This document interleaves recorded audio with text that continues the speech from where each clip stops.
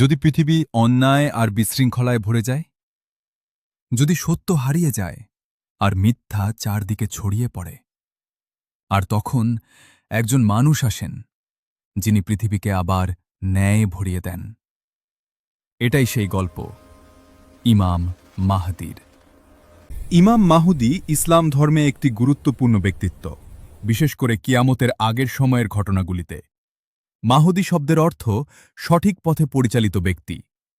বিশ্বাস করা হয় তিনি কিয়ামতের আগে আসবেন এবং পৃথিবীতে ন্যায় ও সত্য প্রতিষ্ঠা করবেন। তার সম্পর্কে অনেক হাদিসে উল্লেখ রয়েছে। ইসলামী বর্ণনা অনুযায়ী ইমাম মাহুদি হবেন নবী মুহাম্মদ সাল্লাল্লাহু আলাইহি ওয়াসাল্লামের বংশধর। তার নাম হবে মুহাম্মদ এবং তার পিতার নাম হবে আবদুল্লাহ। তিনি নবী নন, বরং আল্লাহর নির্বাচিত একজন ন্যায়পরায়ণ নেতা। তিনি এমন সময় আসবেন যখন পৃথিবী অন্যায় ও দুর্নীতিতে ভরে যাবে। ইমাম মাহুদির আগমনের আগে পৃথিবীতে কঠিন সময় আসবে। যুদ্ধ, অন্যায় এবং নৈতিক অবক্ষয় বাড়বে। মানুষ সত্য থেকে দূরে সরে যাবে। মিথ্যা নেতারা উঠে আসবে আর মানুষ হতাশ হয়ে পড়বে। ঠিক তখনই, যখন অন্ধকার সবচেয়ে বেশি হবে, ইমাম মাহুদি হবেন আলোর পথপ্রদ। ইমাম মাহুদির লক্ষ্য হবে পৃথিবীতে ন্যায় ও ইনসাফ প্রতিষ্ঠা করা। তিনি মুমিনদের একত্রিত করবেন এবং অন্যায়ের বিরুদ্ধে দৃঢ়ভাবে দাঁড়াবেন।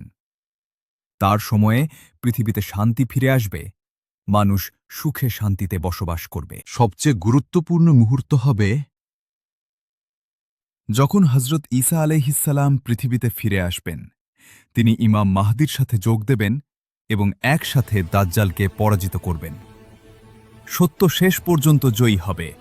ইমাম মাহুদির গল্প শুধু ভবিষ্যতের নয়, এটি আমাদের জন্য একটি শিক্ষা। আমাদের সঠিক পথে থাকতে হবে, সত্যের পাশে দাঁড়াতে হবে। কারণ আসল প্রশ্ন এটা নয় ইমাম মাহুদি কবে আসবেন, বরং তিনি এলে আমরা কি প্রস্তুত থাকব?